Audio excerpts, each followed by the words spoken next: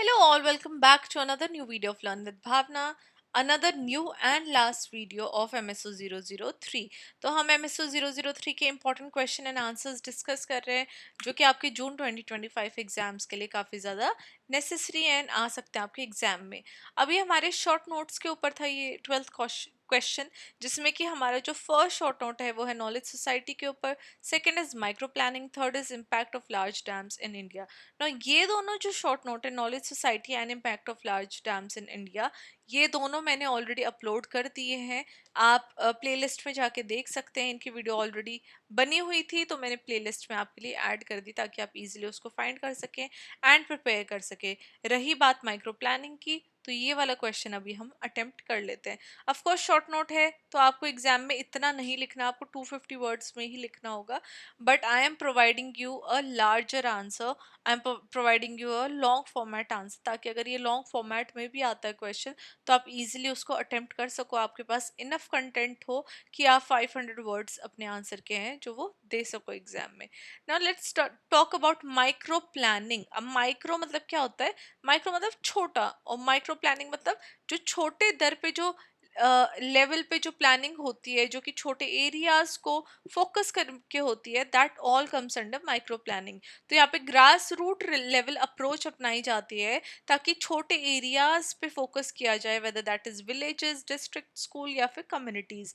ये decentralised, participatory और locally relevant होती हैं, unlike traditional top down planning जहाँ पे जो डिसीजन थे, जो ट्रेडिशनल टॉप डाउन प्लानिंग में क्या होता था कि जितने भी डिसीजन होते थे वो हायर अथॉरिटीज लेती थी एक बड़े रीजन के लिए। और लेकिन वहीं पे अगर हम माइक्रो प्लानिंग की बात करें तो माइक्रो प्लानिंग एम्फसाइज कर रहा है कि जो उसके लोकल लोग हैं उनकी क्या नीड्स हैं, उनकी क्या रिक्वायरमेंट्स, उनकी क्या प्रायोरिटीज हैं। तो वहाँ पे फोकस होके एक लोकली जब हम डेवलपमेंट करते हैं या फिर लोकली कुछ भी प्लानिंग करते हैं तो हम उन लोकल लोगों की जो नीड्स और रिक्वायरमेंट्स हैं उनका ध्यान रखते हैं। तो ये वाइडली यूज होती है education, health, rural development and natural resource management के तहत।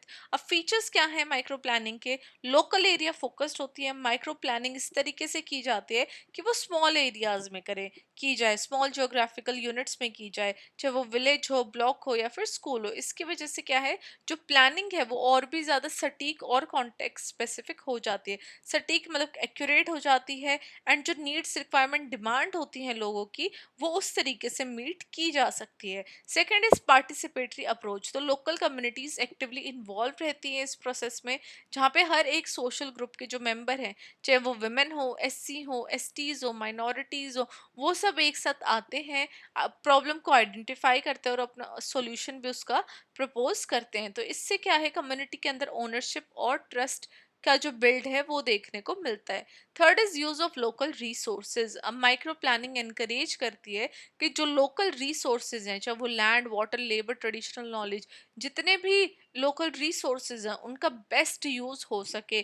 तो ये क्या है, कॉस्ट इफेक्टिव भी हो जाता है एंड उस कम्युनिटी के लिए सस्टेनेबिलिटी का भी एक मार्ग बन जाता है।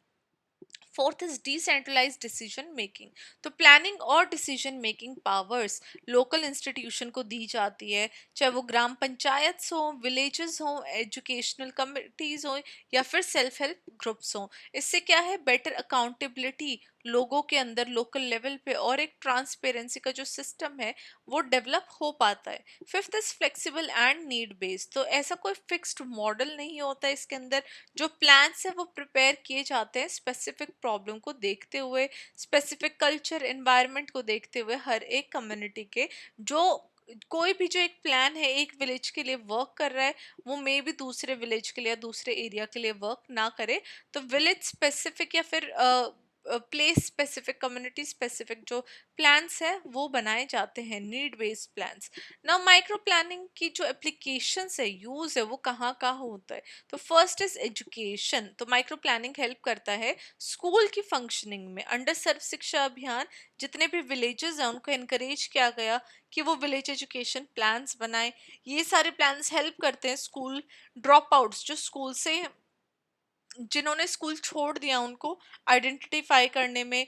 अगर टीचर्स की कोई कमी हो रही है कहीं पे तो वहाँ पे टीचर्स को इम्प्लीमेंट करने में और पुअर इंफ्रास्ट्रक्चर को बेटर करने में। Second is in rural development. तो ये विलेज डेवलपमेंट प्लान्स में भी काफ़ी ज़्यादा यूज़ होती है माइक्रो प्लानिंग, जहाँ पे स्कीम्स आई हैं जैसे मगनरेगा जैसी, जहाँ पे लोकल्स डिसाइड करते हैं कि कौन सा रोड, कौन सा कुआं, कौन सा तालाब कंस्ट्रक्शन होनी है, रिपेयर होनी है। तो यहाँ पे रूरल डेवलपमेंट में भी माइक्रो प्लानिंग ने बहुत ज़्यादा हेल्प की है। Third is health and nutrition. Anganwadi workers जो हैं या फिर आशा वर्कर्स जो हैं, वो माइक्रो प्लान्स को यूज़ करते हैं इम्यूनाइजेशंस, मैटरनल केयर और मेल न्यूट्रिशन जैसे इश्यूज को फाइट करने में हर एक घर के अंदर। Fourth is natural resource management. Micro planning बहुत ज़्यादा यूजफुल है वाटरशेड डेवलपमेंट के लिए, अफॉरेस्ट्रेशन को रोकने के लिए और ऑर्गेनिक फार्मिंग के लिए। तो यहाँ पे जो फार्मर्स हैं और जो लोकल एक्सपर्ट है वो प्लान करते हैं soil and water conservation activities में एक साथ मिलके, सॉरी मैंने बोला अफॉरेस्ट, डिफॉरेस्टेशन को रोकने के लिए एंड अफॉरेस्ट्रेशन लागू करने के लिए, मतलब कि फिर से पेड़ लगाने के लिए। तो यहाँ पे फार्मर्स और लोकल एक्सपर्ट प्लान करते हैं कि कैसे हम सॉइल एंड वाटर को कंजर्व कर सकते हैं, और ये सारी जो एक्टिविटीज़ हैं एक साथ लागू कर सकते हैं for the best betterment of the society at the local level. ना एडवांटेजेस क्या है माइक्रो प्लानिंग के? तो फर्स्ट ऑफ ऑल ये लोकली रेलिवेंट रहती है ये प्लानिंग, और रियलिस्टिक रहती है लोगों के लिए, लोगों की नीड्स के अकॉर्डिंग, राइट। यहाँ पे कम्युनिटी पार्टिसिपेशन, एम्पावरमेंट हमें देखने को मिलती है, इंक्लूसिव डेवलपमेंट होती है हर एक ग्रुप की, हर एक मेंबर की at a local level, support करता है कोऑर्डिनेशन को among different departments and agencies. Transparency और मॉनिटरिंग यहाँ पे एनहेंस होती हुई हमें दिखती है with the help of micro planning. लेकिन वहीं पे चैलेंजेस भी काफ़ी सारे हमें देखने को मिलते हैं माइक्रो प्लानिंग के।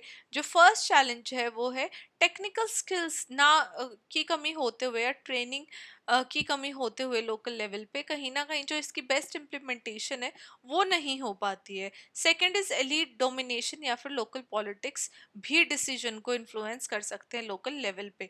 फाइनेंशियल सपोर्ट काफ़ी ज़्यादा लिमिटेड होता है, जिसकी वजह से जो फंड रिलीज है वो लेट होता है, एंड इसकी वजह से जो काम है वो भी डिले होता जाता है। मॉनिटरिंग और फॉलोअप मैकेनिज्म काफ़ी ज़्यादा वीक है अंडर द माइक्रो प्लानिंग। तो कई बार इम्प्लीमेंटेशन जो है वो प्रॉपर तरीके से नहीं हो पाती है। अगर प्रॉपर तरीके से इम्प्लीमेंटेशन हो रही है तो उसका फॉलो अप प्रॉपर तरीके से नहीं हो पाता है। तो ये सब चैलेंजेस भी देखने को मिलते हैं with in micro planning. At the end हम अपने आंसर को कंक्लूड करेंगे ये कहते हुए कि जो माइक्रो प्लानिंग है वो एक काफ़ी ज़्यादा इफेक्टिव स्ट्रैटेजी है डेवलपमेंट लाने के लिए, लोगों के लिए, उनको पार्टिसिपेट कराने के लिए, और लोकली रिस्पॉन्सिव जो पॉलिसी सॉल्यूशंस हैं वो लाने के लिए। यहाँ पे हमें सेंस ऑफ रिस्पॉन्सिबिलिटी बिल्ड होती हुई दिखती है सिटीजन्स के अराउंड, एंड ये रिसोर्सेज को भी इंश्योर कर रहा है कि वो रिसोर्सेज प्रॉपरली यूज़ किए जा रहे हैं, एंड जो रियल नीड्स है लोगों की लोकल लेवल पे उनको इफेक्टिवली एफिशिएंटली एड्रेस की जा रही है। हाउएवर माइक्रो प्लानिंग को सक्सेसफुल बनाने के लिए गवर्नमेंट को भी प्रॉपर ट्रेनिंग प्रोवाइड करनी चाहिए, फंडिंग, मॉनिटरिंग और पब्लिक सपोर्ट भी, सॉरी पॉलिसी सपोर्ट भी देना चाहिए। जब अच्छे से ये माइक्रो प्लानिंग इम्प्लीमेंट होगी तो इससे हमें एक सस्टेनेबल और इंक्लूसिव डेवलपमेंट देखने को मिल सकती है, जो कि सोसाइटी के हर एक मेंबर को, हर एक सेक्शन को बहुत ज़्यादा बेनिफिट जो है प्रोवाइड कर सकती है। तो इसी के साथ जो हमारा ये शॉर्ट नोट था वो एंड होता है माइक्रो प्लानिंग का। काफ़ी इजी क्वेश्चन है, काफ़ी सिंपल ये I can say short note है। अगर आएगा तो ज़रूर करना आप ये क्वेश्चन। लेकिन जो इनकी डिफरेंट स्कीम्स है, राइट, जो एप्लीकेशंस है, सर्व शिक्षा शिक्षा अभियान हो गया, आंगनवाड़ी वर्कर्स हो गई, ये सारी चीज़ें आपको पता होनी चाहिए कि कहाँ कहाँ पे एप्लीकेशन होती है, एंड कौन कौन सी स्कीम्स के अंडर कहाँ कहाँ पे ये यूज़ में आ सकती है। तो इसी के साथ जो हमारे लास्ट क्वेश्चन है MSO 003 का वो यहीं पे एंड होता है। इनके अलावा, इन टॉपिक्स के अलावा, इन क्वेश्चन के अलावा आपके पास कोई भी डाउट है, कंफ्यूजन है, कुछ भी आपके मन में कोई भी ख्याल भी है, तो प्लीज़ शेयर कीजिएगा कमेंट बॉक्स में। एंड जो हिंदी मीडियम के स्टूडेंट्स हैं उनके लिए टेलीग्राम पे नोट्स अवेलेबल हो जाएंगे, तो आप टेलीग्राम के थ्रू नोट्स जो है अपने हिंदी में वो पढ़ सकते हैं। बाकी वीडियो से तो आपको एक्सप्लेनेशन और जो अंडरस्टैंडिंग है वो आपको मिल ही जाएगी। तो इसी के साथ मैं ये वीडियो यहीं पे एंड करती हूँ। I will see you very very soon with the next subject question. All the very best for your exam, and I hope you all score really well. Bye bye.